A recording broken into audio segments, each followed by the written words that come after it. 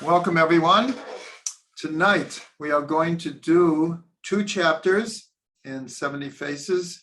For those who have the book, chapter 55 and chapter 56.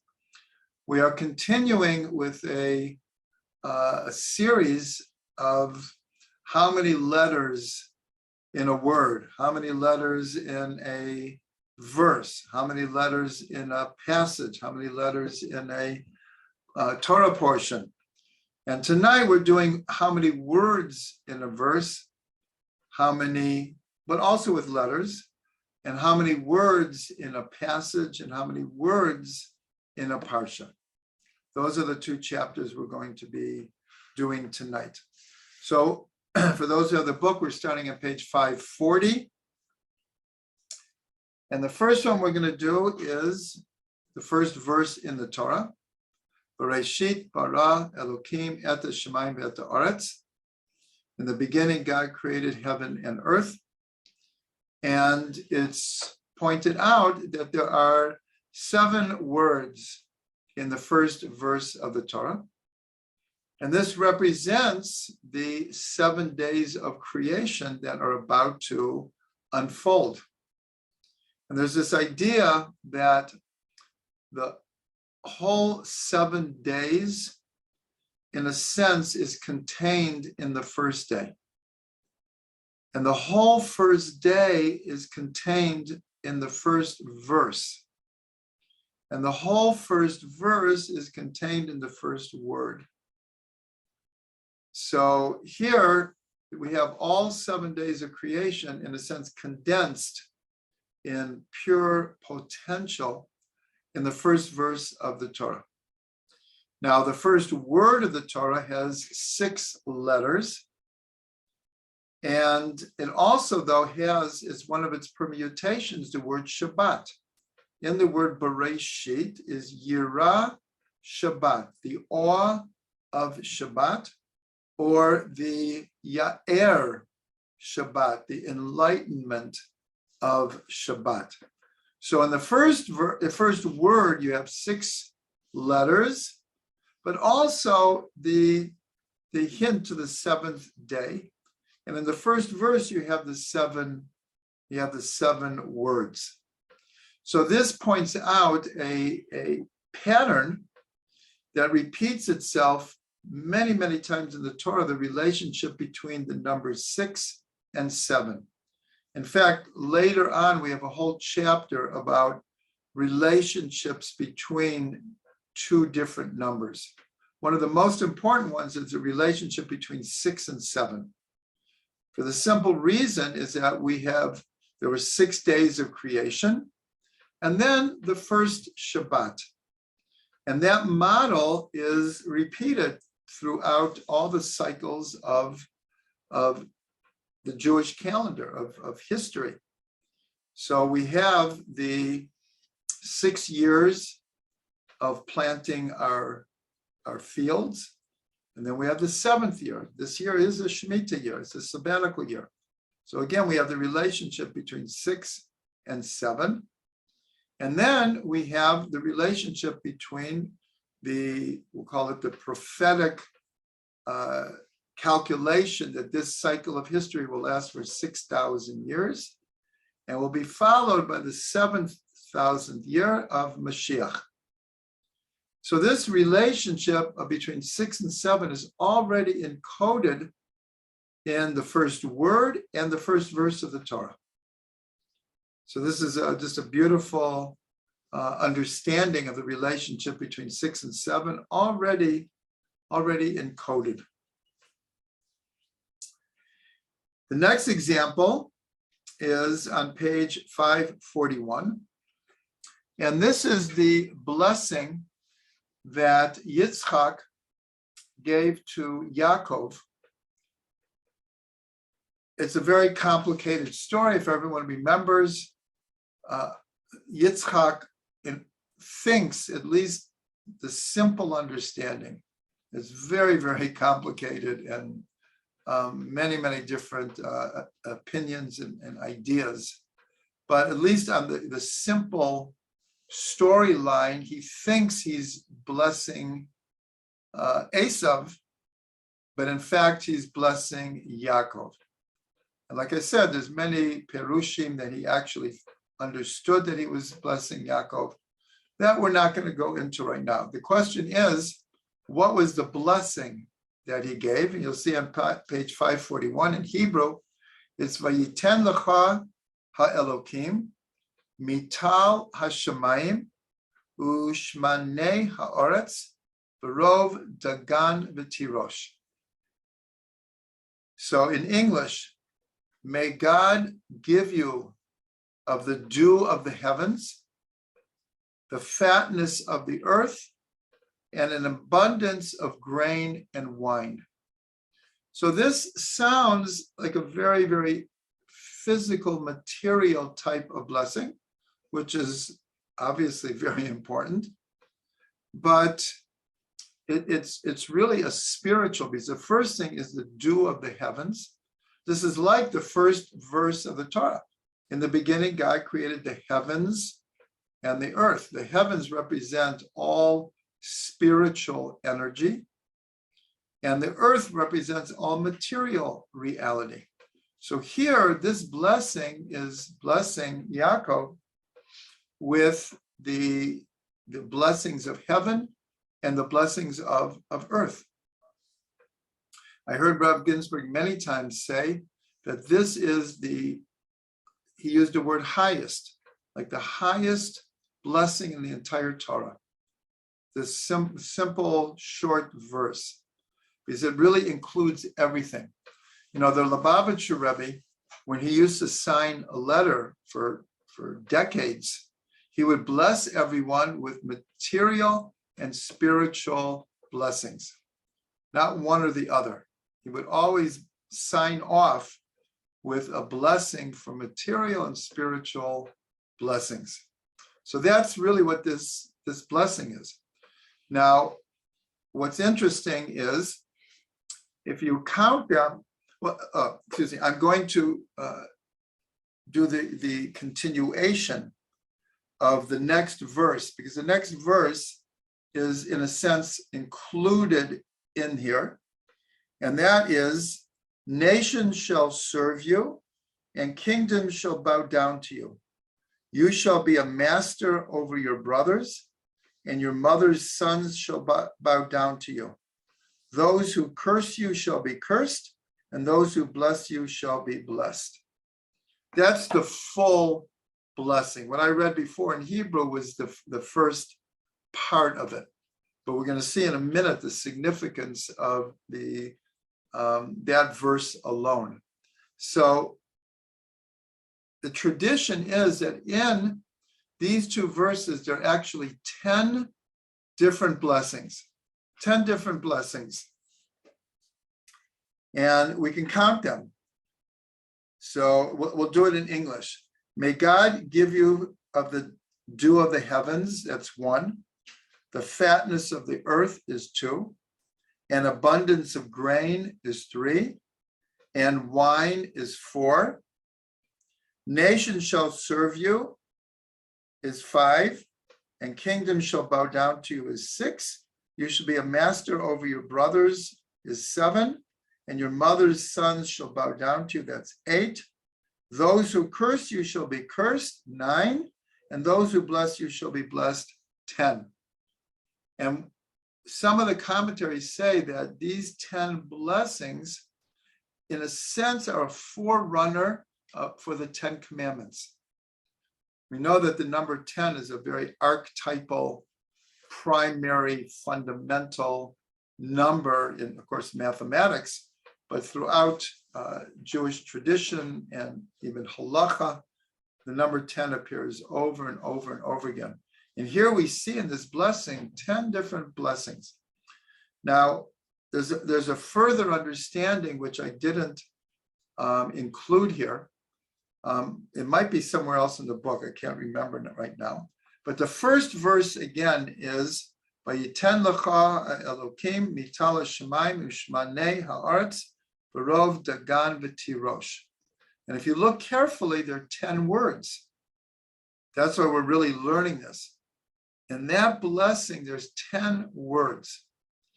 Now, there is another, call it a custom, but it's actually written in the Shulchan Aruch as a halacha, as an imperative, that when we call it break bread, that especially with a full loaf of bread, or on Shabbat, 2 loaves of bread.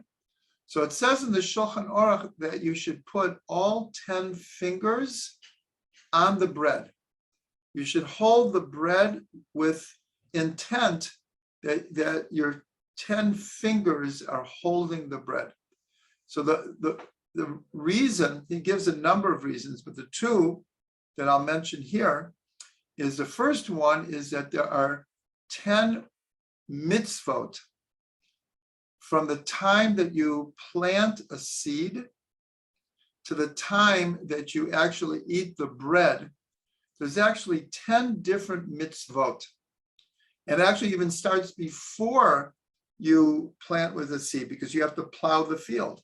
Well, we have a mitzvah that you can't plow a field with a donkey and an ox together, because the ox is much stronger than the donkey, and it would be considered what's called sar bali chaim to the donkey, to make it work as hard as the ox. It's not made for that. And then and then we have, you can't plant the fields with mixed seeds. And without going into all of them, there are 10 mitzvot in the harvesting, in taking the different trumot and maisrot, in taking challah. And so they say you put the 10 fingers. But another reason he brings is this verse right here, because this verse has 10 words. That's why we're learning it in this chapter, because it has 10 words in this verse, and it's considered such a potent blessing for spiritual and material blessing, energy. That's another reason why we put our 10 fingers on the bread. So all of this is learned from the fact that this verse has 10 words. From it, in the 2 verses come 10 blessings. It's connected to the 10 commandments, and it's connected to the whole idea of holding bread with our 10 fingers. The next example is on page 545. Excuse me a second.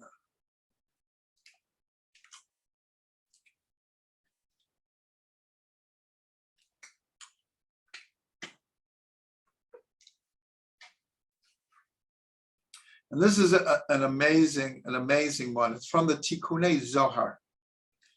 And the story is that when David fought Goliath, so it says that he had all this heavy armor on him, and he couldn't move. Goliath was a giant, and David is far from a giant. But they put all this armor on him, and he wasn't used to it. He had no mobility. So David took off all of the armor. This is all written in the book of Shmuel. And it says that he took 5 stones for his slingshot. And I think everyone knows the story. Goliath is standing there and cursing him out and making fun of him. And so it says that, and he had full armor on, but in his head armor, there was a little space between his lower face and his forehead.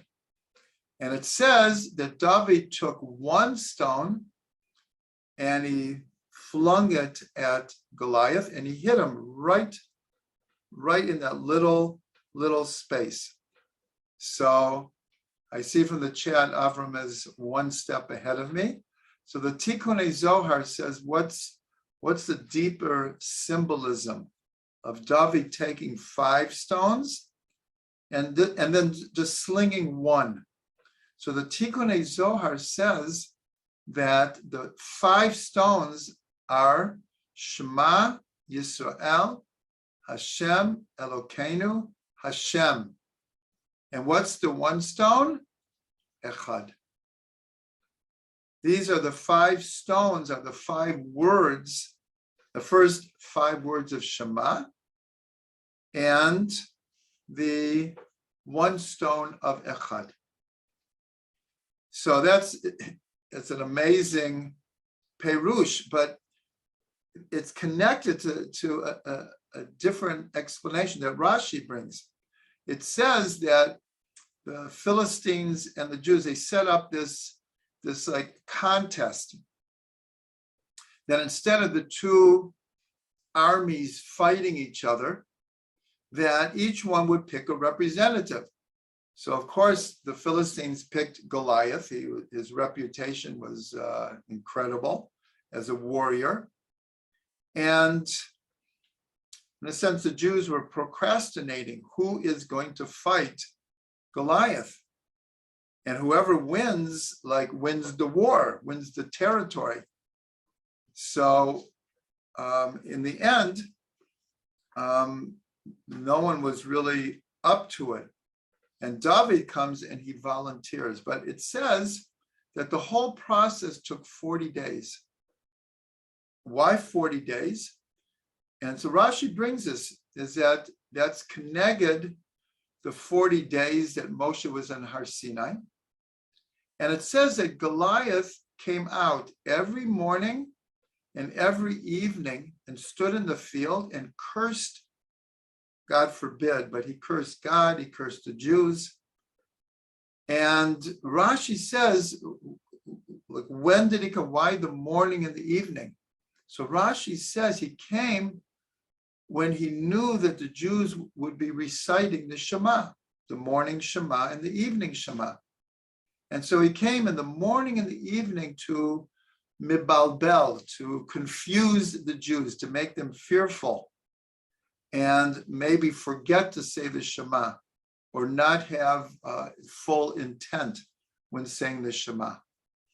So that's very, very connected to this idea of the Tikkunei Zohar, that says that that's the meaning of the 5 stones, because Goliath was trying to confuse or interrupt Jews from saying the Shema, and David with the Shema, with the 5 words of the Shema, which are represented by the 5 stones, and of course the one stone is, in a sense, he put them together, and the one stone represented Echad.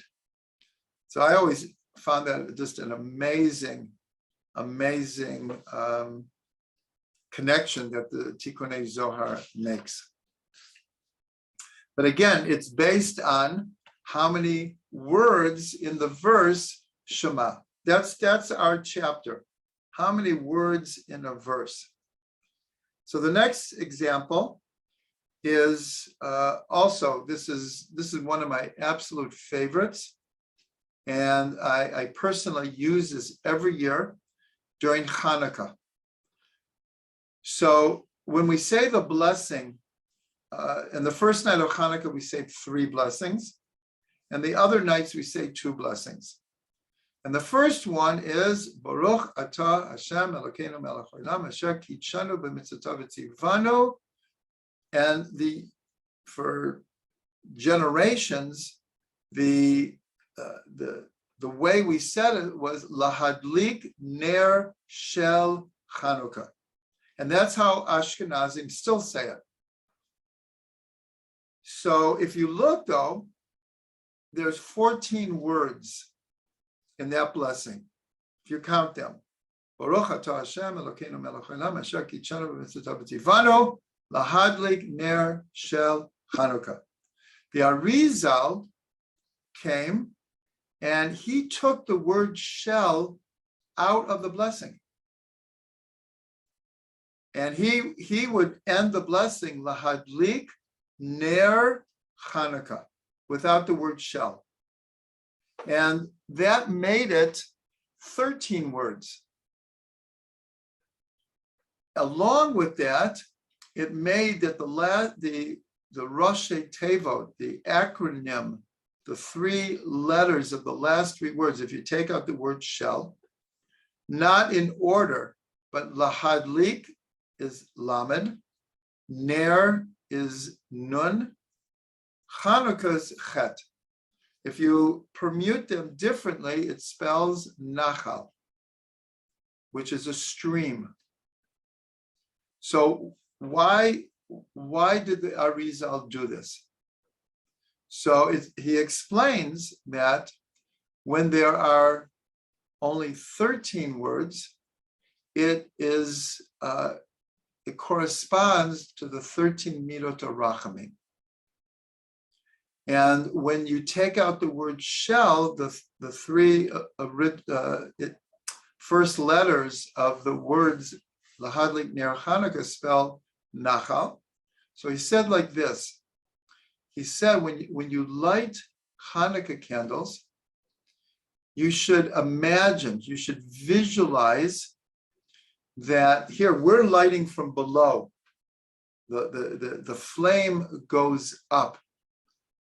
But what we're doing is we're drawing down a stream of light. And a person should imagine as if they're standing in a waterfall of pure light. So when I learned this, it was like, wow, what a beautiful visualization. What a beautiful visual. We light the lights from below. This is called the awakening from below. And it draws down this infinite light from above. We learned a couple of chapters ago that the numerical value of light, or, is the same as Ein Sof, same as infinite, the infinite one.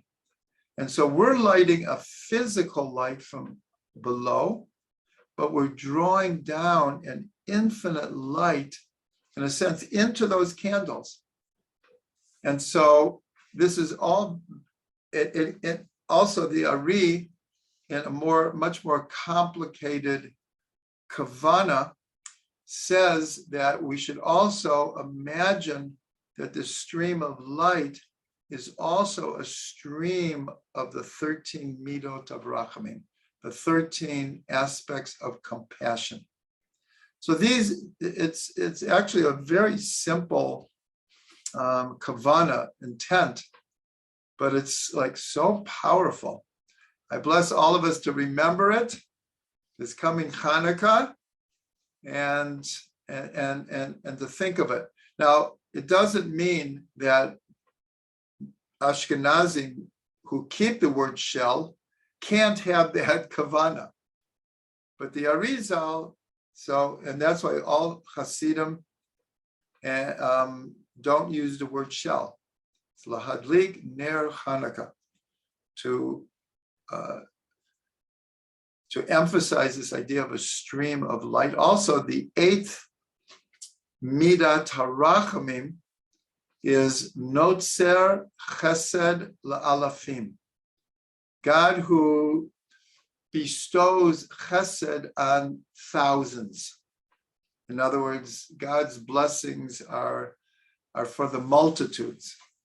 And the Roshei Tevot, the acronym of Notzer Chesed Alafim, is also Nachal. It's one of the reasons that the Arieh made this chain, because it's also the word stream, a stream of light. So this is a beautiful kavana, but again, it's based on the Arieh wanting that blessing to have 13 words and not 14. So this fits into our chapter very well. The last one we'll do is on page 543.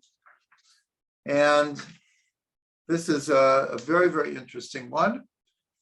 Many people will recognize this, that in the book of Bamidbar, in the Parshah B'halotcha, there's a one-time phenomenon of two inverse nuns bracketing off two verses. It does not appear anyplace else in the Torah. It's what we would call a parenthesis. But it's by backwards, upside down nuns. And so, of course, everyone is wondering. In fact, right in one of the first chapters in this book, we dealt with different forms of letters that usually appear in one form, but in another place, it will be a different form. What can we learn from that? So this is one of them. We might have even learned this. So here, there are many different explanations. Why is this bracketed off? There's no other precedent for this. So one of the opinions is it's to tell us that these two verses are not appearing in their chronological order. If you remember, we had a whole chapter about different parts of the Torah, which is called Ein Mukdam V'Muchar B'Torah. There's no chronological order to the Torah. It doesn't mean there is none, but there are places in the Torah that are not written in chronological order. In other words, they're placed there for a certain reason, and it's not in the storyline, the chronological storyline. So some people say that's why this is bracketed, but the rebuttal is, well, there's many passages in the Torah that are not in chronological order, and we don't have these brackets. Another explanation is that it comes between two different, I call it misdeeds, that Israel did in the desert. So, okay, that's an opinion. Another opinion, though, is that, again, Avraham is like one step ahead of me tonight, is the opinion is that these bracketed two verses form a book of the Torah by itself.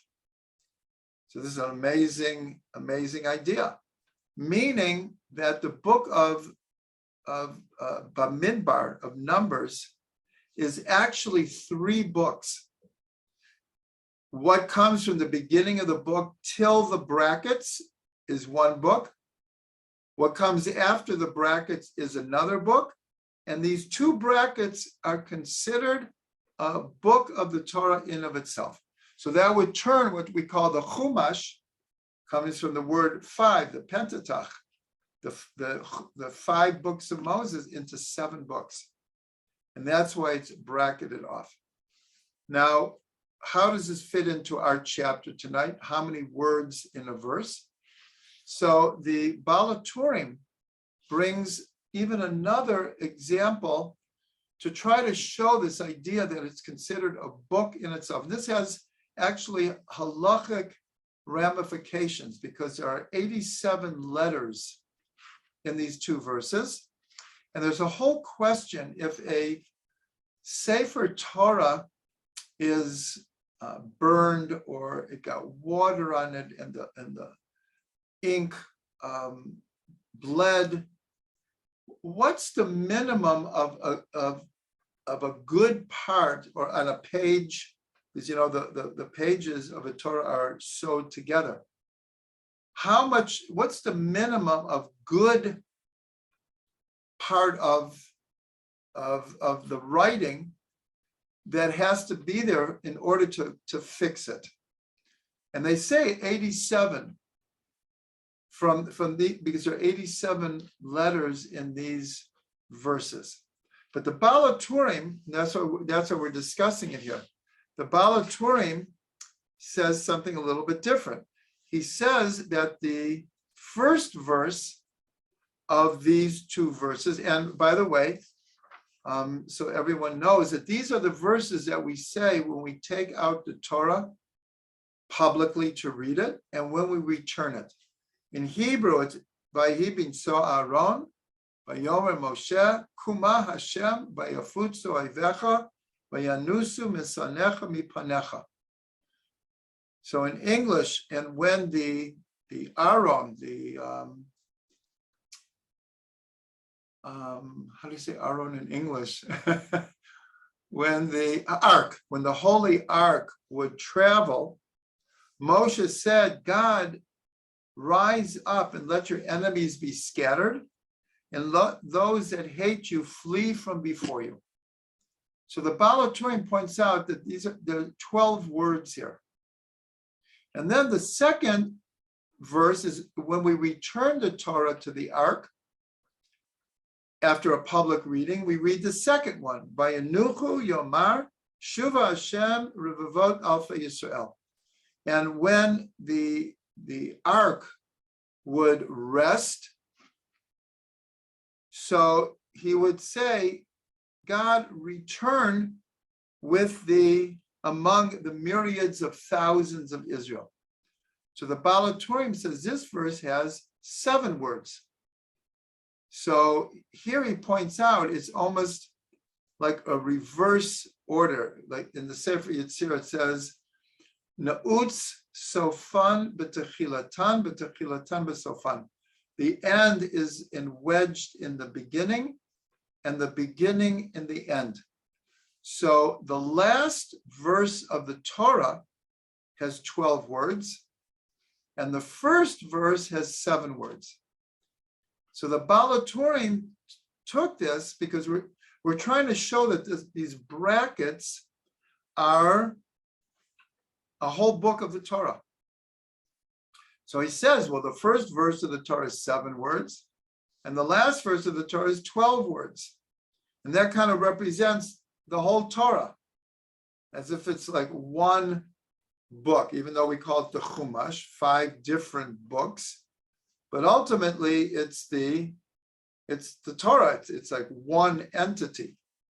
So the Baal HaTurim, but he just reverses it. He puts the 7 words of the first verse is the second verse here.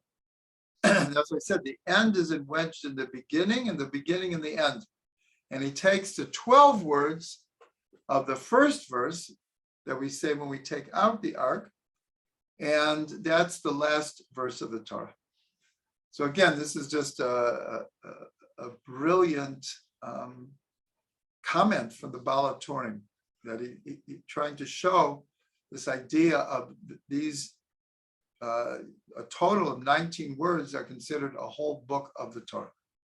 Okay, now we're going to the next chapter, which is chapter 56. And our first one, we have to go a little bit faster here to get everything in. So the first one is on page 548.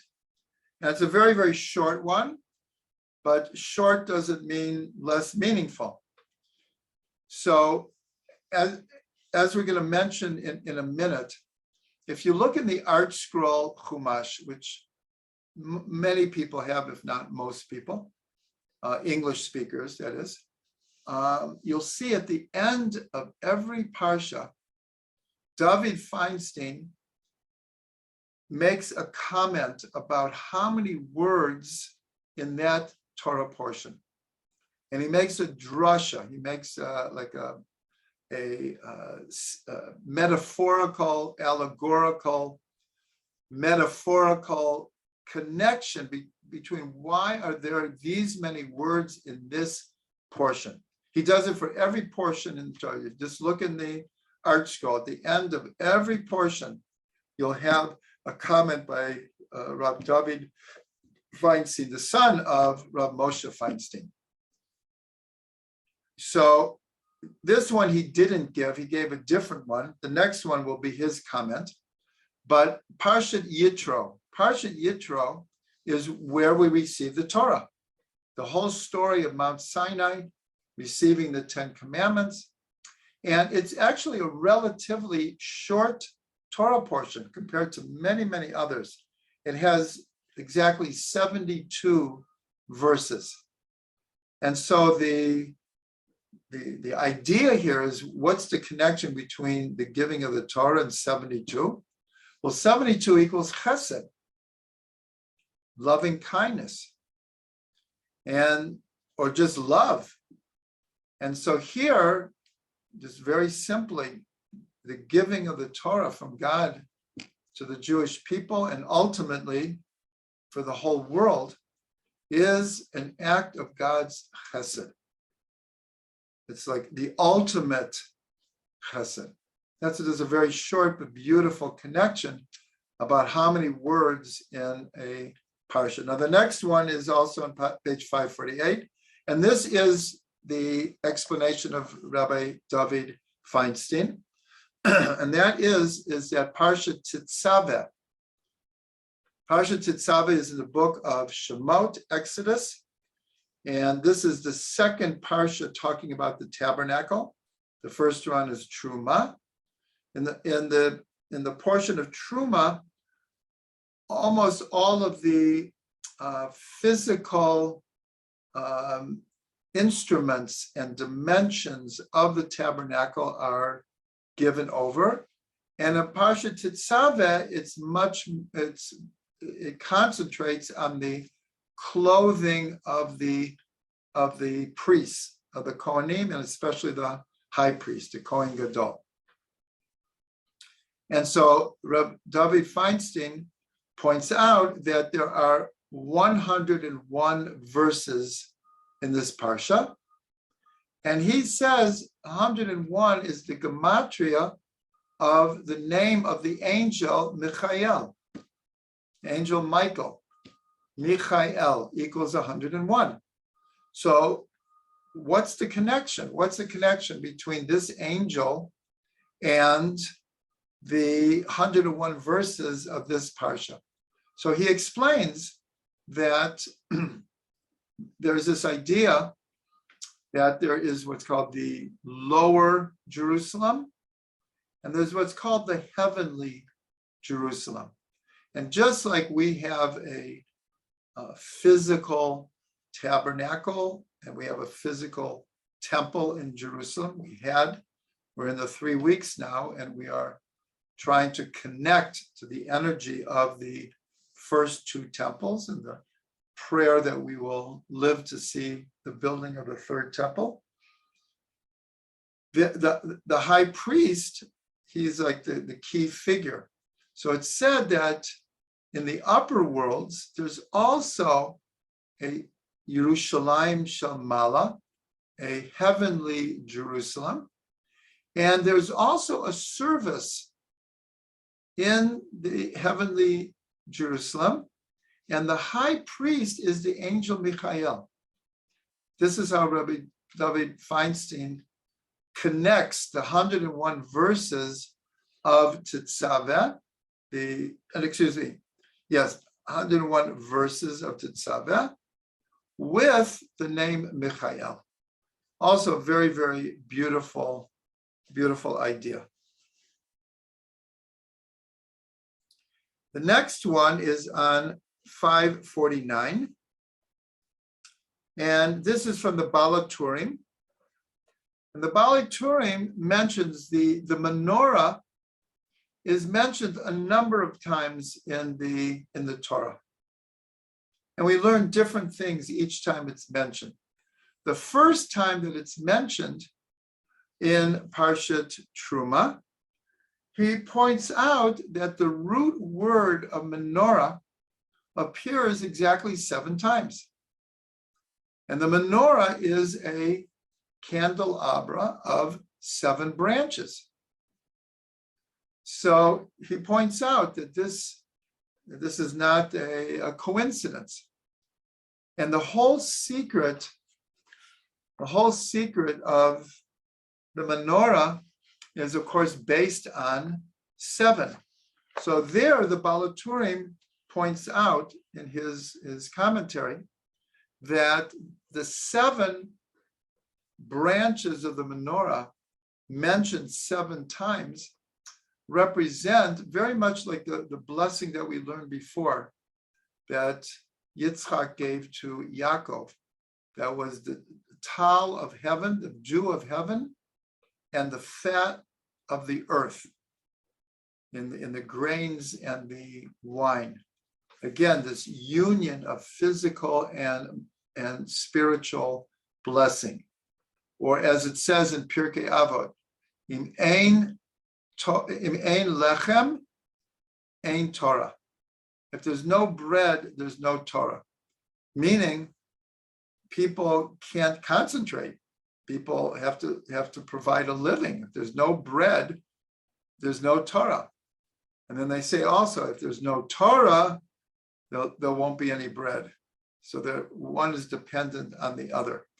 So the Baal HaTurim says that here, there's many, many other explanations. And actually, soon, I'm going to save it, but in just like 6 or 7 chapters, we're going to learn an amazing idea about the menorah and the connection with the number 7.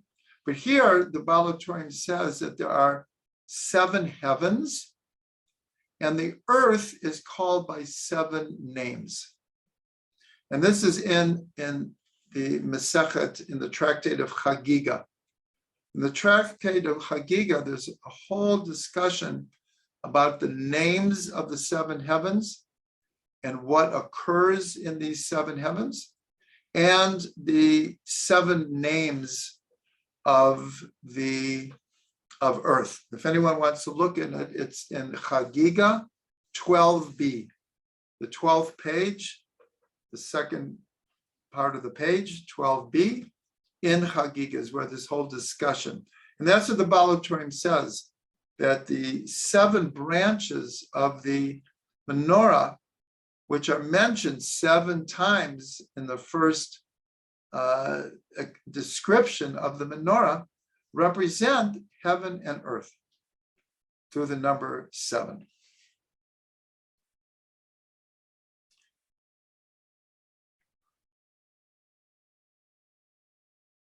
Okay, the last ones we're going to do have to do with the Shema.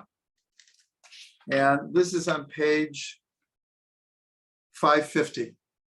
And this is a very, very interesting one, is that the Shema and the 3 passages that we read after it have a total of 245 words. And the sages, for symbolic reasons that we're going to understand in a minute, for symbolic reasons, they wanted the full recitation of the Shema to contain 248 words. Now, in the Torah, it doesn't include 248 words. It only includes 245. So the sages, they're not adding to the Torah, but we're talking about in prayer that they wanted to add a phrase that would, what's called mashlim, that would complete the 245 words to 248. Why 248? What was so important that there should be 248 words in these passages?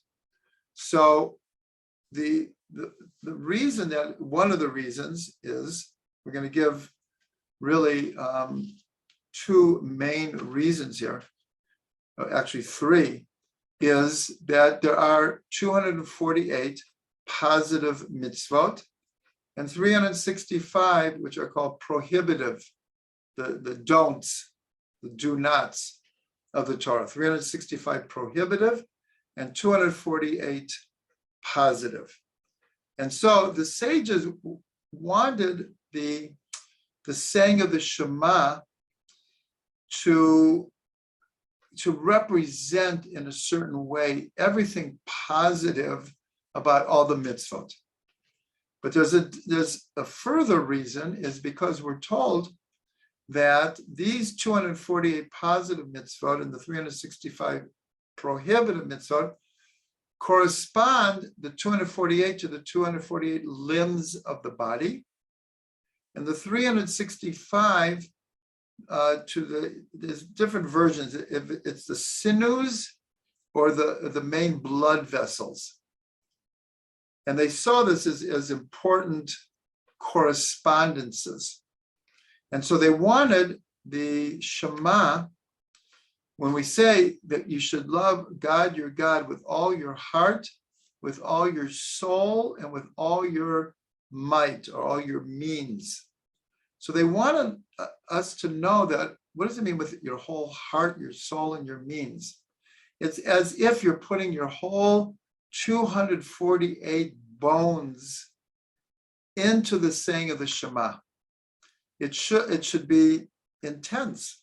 It should be focused with lots of kavana, Maybe some of you know that one of the books I wrote is called Shema Yisrael, the cardinal statement of faith in Judaism, 200 meditations. 200 meditations on the Shema, Baruch Shem, and the three passages. Because so many times we say this every day, twice a day, and we get into a rote, and sometimes we don't even know what to think about. So I wrote this book so people would have what to think about when they're saying the Shema. But one of the things is that, again, the correspondence with the 248. So further is 248 is the gematria of Avraham, the first Jew. So by saying the Shema, this is a statement of dedication that takes us all the ways back to Avraham Avinu. It's a very, very beautiful way to see it, is that what was Avram's mission, if you get it down to a few words, was to spread the knowledge of one God. There's one God, and that ultimately everything is one. Not just that there's one God, but everything is one. It's the same mission today. So when we say, Hear, O Israel, God, our God, God is one, we should connect it all the ways back to Avram.